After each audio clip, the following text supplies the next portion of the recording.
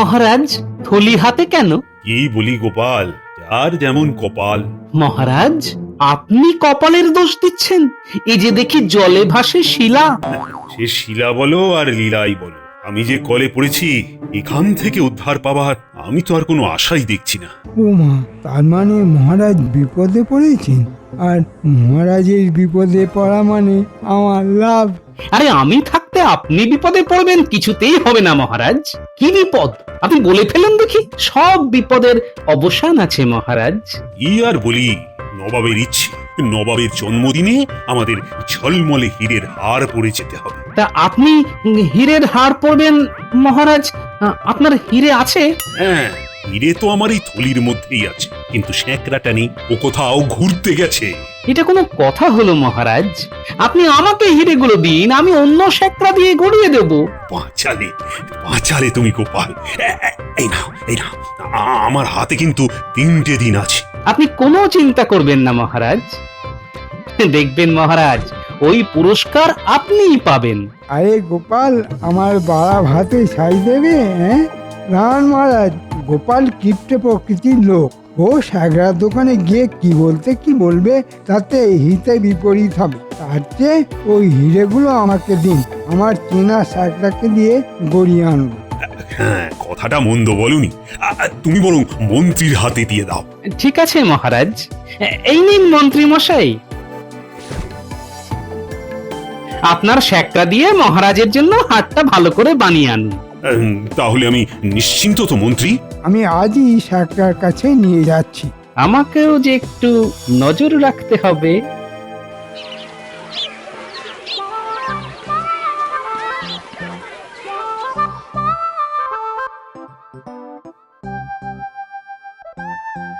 তোমার দোকানে একটু এলাম গো, কাজ আছে। আমি তো কাজের জন্যই আছি মন্ত্রী মশাই। বলুন বলুন, কি কাজ বলুন।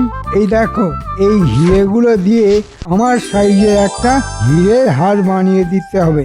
ওরে বাবা, এ তো আসল হিরে। এই হিরে আপনার কাছে কি করে এলো মন্ত্রী মশাই? আমার কাছে এলো মানে এ তো আমারই হিরে, পূর্বপুরুষ ধরে আমার কাছে আছে। ও তাই বলুন। আমাকে দুদিনের মধ্যে হার বানিয়ে দিতে হবে। নবাব বাহাদুর আমাকে তার জন্মদিনে নিমন্ত্রণ করেছে, এই হিরে হার পরে আমাকে যেতে হবে। ঠিক আছে মন্ত্রী মশাই, আপনি যেমন বলবেন তেমন কাজ হবে। কিছু আগাম পাওয়া যাবে না? এই রে, মহারাজের কাছ থেকে অগ্রিম বাবদ কিছু নিয়ে নেওয়া উচিত ছিল। তুমি বানাতে থাকো, কাল সকালে তোমাকে কিছু অগ্রিম দিয়ে যাব।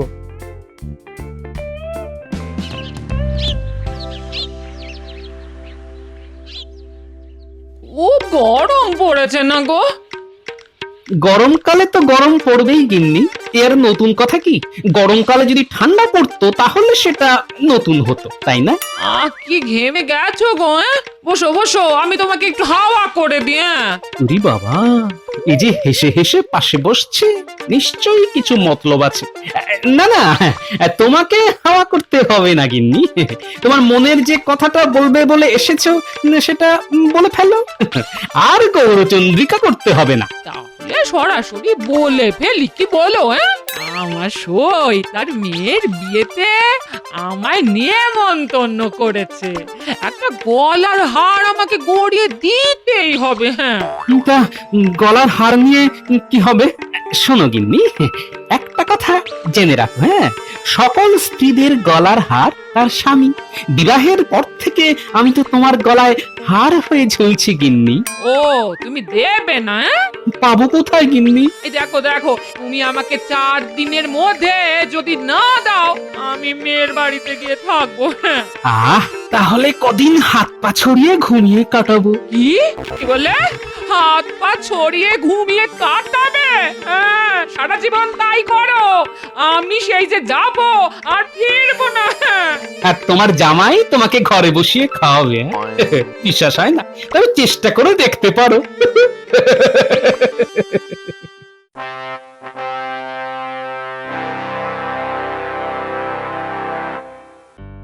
মন্ত্রী, হারের কাজ কত দূর? চলছে মহারাজ, যে গতিতে চলার কথা সেই গতিতেই চলছে।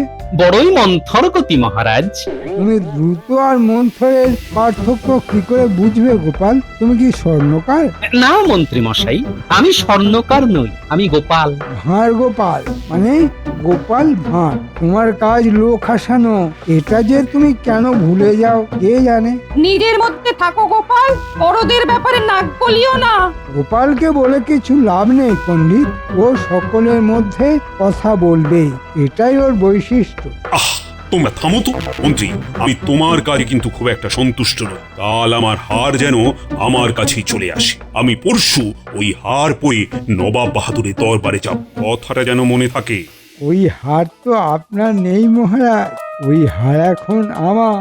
আমি এই হার পরে নবাবের দরবারে যাব। নবাব বাহাদুর আমাকে দেখে কি খুশি হবে। এই ঝকঝকে হিরে হার পরে আমি যখন নবাব বাহাদুরের সামনে দাঁড়াবো, সবাইকে ছেড়ে দিয়ে নবাব বাহাদুর আমাকে পুরস্কার দেবে। দরকার পড়লে কৃষ্ণনগরের রাজাও আমি হয়ে যাব। মন্ত্রী, আমি কি বলছি সেটা তোমার কানে যাচ্ছে? ও হ্যাঁ হ্যাঁ হ্যাঁ হ্যাঁ মহারাজ, হ্যাঁ হ্যাঁ হ্যাঁ আমার কানে গেছে। আমি আজই তাগাদা দিয়ে আসবো। মন্ত্রী মশাই নির্ঘাত কিছু গোলমাল করেছে, ব্যাপারটা একটু দেখতে হচ্ছে। মন্ত্রীর মনে কি অন্যরকম কিছু করছে? না, এই গোপালের সঙ্গে আমায় পরামর্শ করতে হবে। সবার সামনে গোপালকে থাকার কথা বলবো না। বলছি, আমার আজ শরীরটা একটু খারাপ লাগছে, তাই রাজকার্য এখানেই সমাপ্ত হলো। মানে আজকের মতো রাজসভা এখানেই শেষ। মন্ত্রী, তুমি এক্ষুনি শ্যাকরার কাছে যাও। আমি যাচ্ছি মহারাজ। আমি ভেবেছিলাম যে রাজসভা শেষ হলেই আমি সারগার কাছে যাব। আমি আসি মহারাজ। বিজ্ঞানী, আমার কেমন একটা সন্দেহ হচ্ছে বুঝলে। মন্ত্রীর ব্যবহারটা তো একদম ঠিক ধরেছেন। রাজামশাই এতবার ঠকেন, তবু মন্ত্রীর উপর রাজামশাইয়ের এত অচলা ভক্তি দেখে মাঝে মধ্যে খুব রাগ হয়। হ্যাঁ, না না বিজ্ঞানী, মহারাজের উপর রাগ করবেন না। মহারাজ মানুষটি খুব সরল, জানেন তো। উনি মাঝে মধ্যে সব জেনেও তোমার সঙ্গে খুব খারাপ ব্যবহার করেন। করেন করেন, উনি চাপে পড়ে করেন বিজ্ঞানী। আবার বিপদে পড়লে উনি আমাকে ডাকেন। কেন জানি না মনে হচ্ছে আমাকে উনি আবার ডাকবেন। গোপাল দাদা, ও গোপাল দাদা, আরে আরে একটু থামো। ও গোপাল দাদা, গোপাল দাদা। এই রাজপ্রহরীর গলা না? হ্যাঁ, ওই তো আমাদের দিকেই ছুটে আসছে। কি হলো প্রহরী? গোপাল দাদা, গোপাল দাদা, এই রাজা মশাই তোমাকে ডাকছেন। কি বললাম বিজ্ঞানী, সেই ছাই ফেলতে ভাঙা কুলো। যাও, কুলো হয়ে ছাই ফেলে এসো। শুধু কুলো নয়, ভাঙা কুলো। তবেই না ছাই ফেলতে মজা লাগে। সত্যি সত্যি তুমি রসরাজ গোপাল, পুরো রসে টইটুম্বুর। তবে বিজ্ঞানী, তোমাকেও মনে হয় এই যুদ্ধে লাগবে। আমি সব সময় তোমার সঙ্গে গায়ে গা লাগিয়ে যুদ্ধ করতে প্রস্তুত গোপাল। যাও যাও, ঘুরে এসো, মহারাজ কি বলতে চান দেখো। চলো প্রহরী, চলো।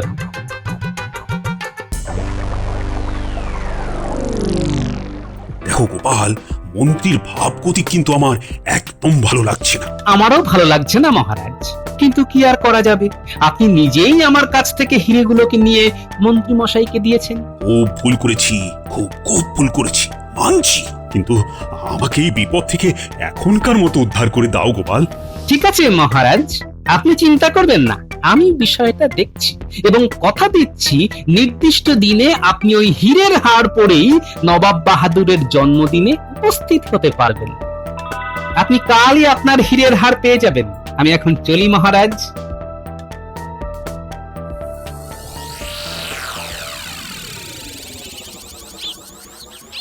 এবার একটু বিজ্ঞানীর বাড়ি থেকে ঘুরে আসা যাক।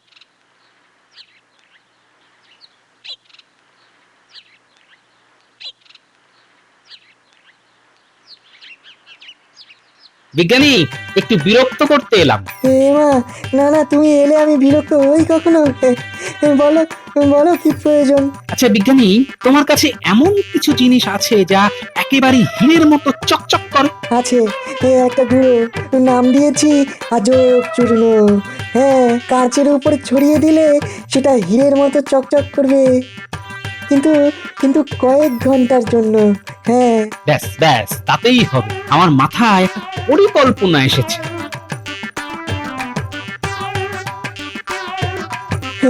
বাহ বাহ বাহ বাহ বাহ বাহ, দারুণ পরিকল্পনা।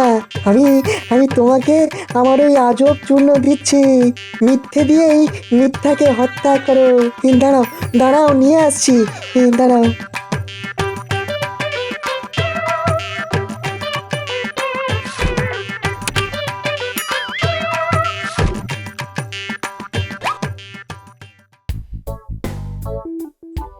মন্ত্রী কোথায় হাড় গড়াতে গেছে সেটা আমি জানি। ওইখানে গিয়ে দেখি মন্ত্রী মশাই আছে কিনা। কি গোপাল দাদা, কোথায় যাচ্ছ গো? এই সামনের দিকেই যাব। বাবা, সামনের দিকে কি আছে? হ্যাঁ, সবাই দেখি সামনের দিকে যাচ্ছে। মন্ত্রী মশাই চলেছে সামনে, আর গোপাল দাদা তুমিও দেখছি মন্ত্রী মশাইয়ের পেছনে পেছনে যাচ্ছ। কি ব্যাপার গোপাল দাদা? ও, মন্ত্রী মশাই সামনে? বাহ বাহ বাহ বাহ, তার মানে আমি ঠিক জায়গাতেই যাচ্ছি। সব সময় সামনের দিকেই যেতে হয়। একটা কথা মন দিয়ে শুনে রাখো, সব সময় মহান ব্যক্তিকে অনুসরণ করা উচিত। চলি গো।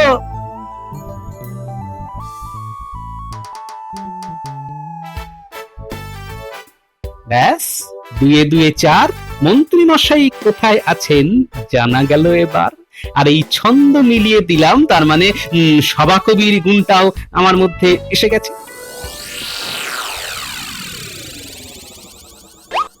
আরে আরে, ওই তো দোকানের মধ্যে দেখতে পাচ্ছি মন্ত্রী মশাইকে। ঠিক আছে, এইখানে একটু গা ঢাকা দিয়ে থাকি। মন্ত্রী মশাই চলে গেলেই দোকানদারের সঙ্গে একটু কথা বলে আসবো। কি শাকরা, হাটটা কবে পাবো? কাল সকালেই পেয়ে যাবেন। এই নাও, পুরো মজুরি দিয়ে দিলাম। আমিও হাতটাকে পালিশ করে যত্ন করে রেখে দেবো, কালই আপনি গলায় পড়বেন। আচ্ছা আচ্ছা মন্ত্রী মশাই, এই হাতটা আপনার তো? আমার নয় তো কাজ। চড়ছেন কেন? আপনাকে তো কোনোদিন ওই রকম হীরের হার পড়তে দেখিনি, তাই একটু কৌতূহল থেকে প্রশ্ন করে ফেলেছি আর কি। এর তো খুব কৌতূহল দেখছি। না, এখন মানে মানে এর সঙ্গ ত্যাগ করাই উচিত। কাল সকালে সবকিছু তৈরি করে রেখো বাপু, আমার দেরি সইছে না। ঠিক আছে, কাল সকালে চলে আসুন, আপনার হার আপনি পেয়ে যাবেন।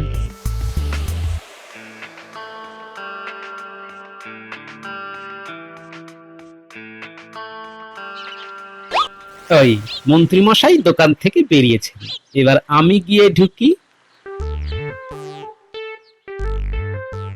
তা এই যে ভালো মানুষের ছেলে, কেমন আছো তুমি? আরে আমার কি সৌভাগ্য, আমার দোকানে এই গোপাল দাদার পায়ে ধুলো পড়েছে। বলো বলো গোপাল দাদা, আমি তোমার জন্য কি করতে পারি বলো? না, শুধু একটা খবর দিলেই হবে। কি খবর গোপাল দাদা? একটু আগে মন্ত্রী মশাই এসেছিলেন। হ্যাঁ গো গোপাল দাদা, উনি একটা হীরের হার বানাতে দিয়েছেন। তাই নাকি? তা মন্ত্রী মশাই নিশ্চয়ই বলেছেন যে ওই হারটি মন্ত্রী মশাইয়ের নিজের। হ্যাঁ, তাই তো বললেন। শোনো দোকানি, ওই হারটা মোটেই মন্ত্রী মশাইয়ের নয়, ওই হারটা রাজা মশাইয়ের। কি সর্বনাশ, আমি এখন কি করব? আমি তো রাজরোষে পড়বো। না না না না না, তোমার কিচ্ছু হবে না, আমি কথা দিচ্ছি। তুমি এরকম আরেকটা হার কালকের জন্য বানাও, আর এই হারটা যতখানি হয়েছে আমাকে পালিশ করে এখনই দিয়ে দাও। আমি এই হারটা মহারাজকে দিয়ে দেবো, আর কাচের হার মন্ত্রী পড়বে। শুধু এই হারটার মধ্যে এই আজব চূর্ণটা ভালো করে মিশিয়ে দেবে, তাহলে দেখবে একেবারে হীরের মতো চকচক করছে। মানে কাচের হীরে? হ্যাঁ, কাচের হিরে। কাল আমি তোমার কাছে ছদ্মবেশে আসবো, এক ব্যাগ কাঁচ নিয়ে একটা ছোট্ট নাটক করবো। হ্যাঁ, তুমি সাথ দিও, কেমন? ঠিক আছে গোপাল দাদা, তুমি একটু অপেক্ষা করো, আমি হারটাকে পালিশ করে তোমার হাতে দিয়ে দিচ্ছি। এই নিন মহারাজ, আপনার হীরের হার। মন্ত্রী মশাই এটাকে নিচের নামে চালিয়ে দিচ্ছিল। কি সর্বনাশ! মন্ত্রীটা তো বড্ড বজ্জাত, দুষ্টু, বদমাইশ। মন্ত্রী মশাই এখন কিন্তু কিচ্ছু বুঝবেন না যে উনি আপনার দেওয়া হীরের হার পরে নবাব বাহাদুরের কাছে কিতাব নিতে যাচ্ছেন। কি সর্বনাশ! মহারাজ, একটা অনুরোধ, মন্ত্রী মশাই যেন এই ব্যাপারটা ঘুণাক্ষরেও জানতে না পারেন। আমি ওর মুখ দেখতে চাইছি না। নবাব বাহাদুরের জন্মদিন পর্যন্ত যে একটু আপনাকে দেখতে হবে, তারপর আপনি যা বলবেন সেটাই হবে। ঠিক ঠিক আছে, তোমার কথাই মানলাম। মহারাজ, কাল একটা নাটক হবে, সেই নাটকের কিছু প্রস্তুতি নেওয়া দরকার। আমি এখন বাড়ির দিকে যাই। নবাবের জন্মদিনে আমিও আপনার সঙ্গে যাব মহারাজ। নিশ্চয়ই যাবে, আমার সমস্ত সভাসদরা যাবে। আর সেখানেই মন্ত্রী মশাইয়ের বিচার হবে। আমি এখন আসি মহারাজ।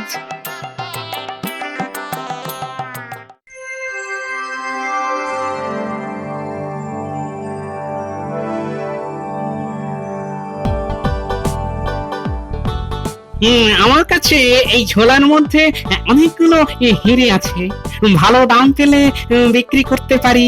এখানে আবার হিরে, একটু দরদাম করে দেখি। আপনার কাছে হিরে আছে? একেবারে খনি থেকে তুলে নিয়ে এসেছি। মন্ত্রী মশাই একেবারে আসল হিরে, চকচক করছে, চকচক করছে। ও ব্যবসায়ী, ওই হিরে আমাকে দিয়ে দাও। আমি তোমাকে 10টা স্বর্ণমোহর দিচ্ছি। 10টা স্বর্ণমোহরে এই ঝোলা ভর্তি সমস্ত হিরে? আপনি কি পাগল? তাহলে 20টা স্বর্ণমোহর। আপনার পাগলামি কি বংশগত? 30টা স্বর্ণমোহর। কমসে কম 50 স্বর্ণমোহর ছাড়া আমি তো এই হীরের ঝোলা দেব না। 50? ওরে বাবা, বড্ড বেশি হয়ে যাচ্ছে ভাই। মন্ত্রী মশাই একেবারে খনি থেকে তোলা হিরে, এর দামটা তো একটু বেশি হবেই মন্ত্রী মশাই। আর এই দাদা না অত্যন্ত কম পয়সায় আপনাকে হিরেগুলো দিচ্ছে। এখন আপনি আপনার হিরের হারটা নিয়ে নিন আর আমাকে উদ্ধার করুন। তারপর এই দাদার সঙ্গে হিরে নিয়ে দরদাম করুন। এই নিন মন্ত্রী মশাই, এই নিন এই হিরের হার। বাহ বাবা বাহ বাহ, কি চকচক করছে। আমি আমি খুব খুশি হয়েছি। এটা পরে এবার আমি নবাব বাহাদুরের দরবারে যাব। নবাব বাহাদুর কি খুশি হবেন, আমাকে কৃষ্ণনগরের মহারাজ করে দেবেন। তারপর কত উপহার পাবো। উপহার না ছাই পাবেন সেটা নবাব বাহাদুরের দরবারে গেলেই বুঝতে পারবেন মন্ত্রী মশাই। ও ব্যবসায়ী ভাই, দাও 50 স্বর্ণমোহরেই আমায় ওই হিরেগুলো দাও। এগুলো কিন্তু ভারী জলের দ্বারে পেলেন। এই হিরেগুলো এবার আপনার পোশাকে আর পাগড়িতে আঠা দিয়ে আটকে নিন, দেখবেন কি চমৎকার লাগবে। বলছো ব্যবসায়ী ভাই, আমায় খুব ভালো লাগবে? দারুণ সুন্দর লাগবে, ঠিক যেন হংস মধ্যে বক যথা। বাবা, কি কঠিন বাংলা বললে ব্যবসায়ী ভাই। তোমার বাংলা শুনে আমার কি যে আনন্দ হচ্ছে কি বলবো। তার মানে আমাকে হংসর মধ্যে বকের মতো লাগবে? লাগবে তো, লাগবে তো। আবার দেখা হতে পারে মন্ত্রী মশাই। এখন আসি, বাজাবো এখন কাশি। তাহলে শ্যাকরা ভাই, আমার পোশাকে আর পাগড়িতে ওই হিরেগুলো আঠা দিয়ে আটকে দাও ভাই। আমিও ঝলমল করতে করতে নবাব বাহাদুরের দরবারে যাই। আসবো রাজা হয়ে, যাচ্ছি মন্ত্রী হয়ে। কি মজা!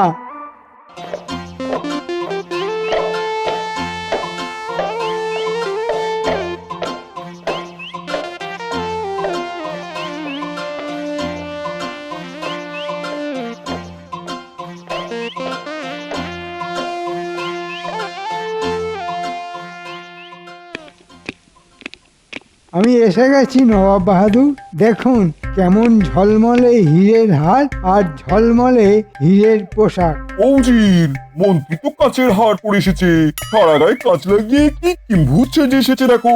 না না না, ভুল করছেন নবাব বাহাদুর, একেবারে খনি থেকে তোলা হিরে।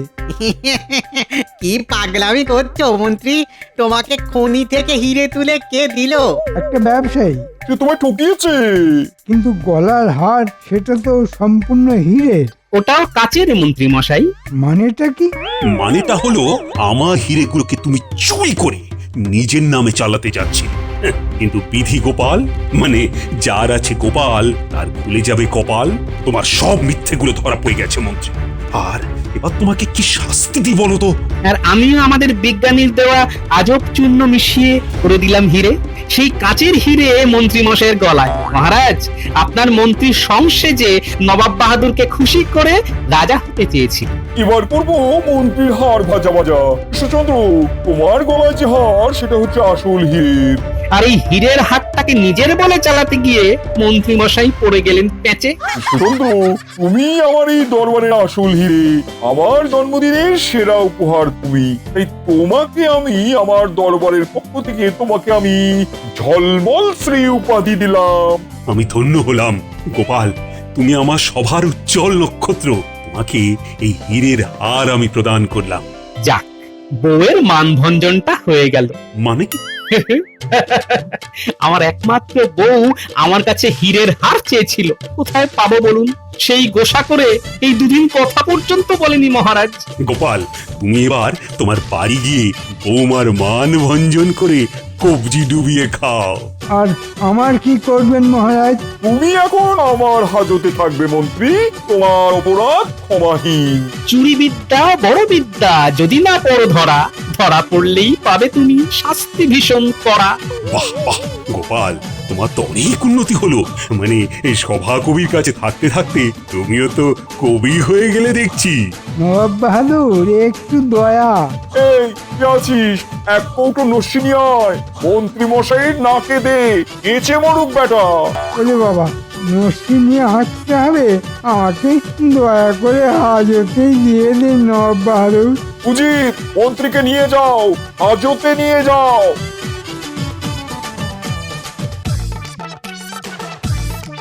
এবার চলো, আমার জন্মদিনের জন্য তোমাদের সবার জন্য খাওয়া দাওয়ার ব্যবস্থা করেছি। চলো চলো চলো চলো চলো। জয় নবাব বাহাদুরের জয়। হ্যাঁ